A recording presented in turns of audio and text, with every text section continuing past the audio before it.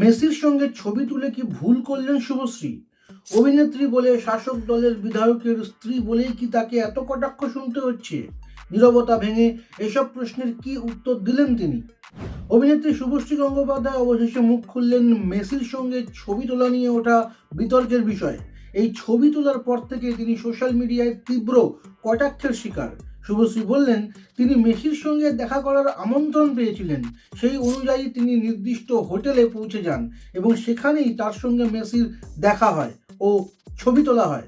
শুভশ্রীর কথায়, আমি 8:30 নাগাদ হোটেলে পৌঁছই এবং 10টা থেকে 10টা 15 নাগাদ মেসির সঙ্গে দেখা হয়, ছবি তুলি।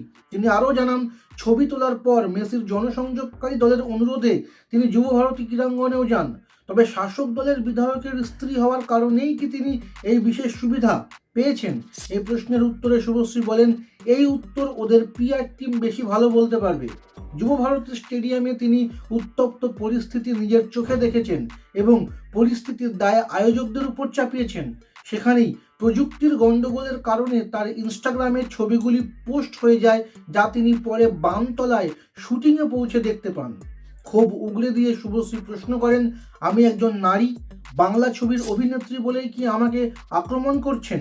বলিউডেও তো করিনা কাপুর গিয়েছিলেন, শাহরুখ খান আসেননি ছবি তুলতে, আমার দোষ কি? সব শেষে অভিনেত্রী জানিয়েছেন, ব্যক্তিগত আক্রমণ, বিশেষত তার সন্তানদের আক্রমণ তিনি কোনোভাবেই মেনে নেবেন না। এ বিষয়ে আপনাদের কি মনে হয়?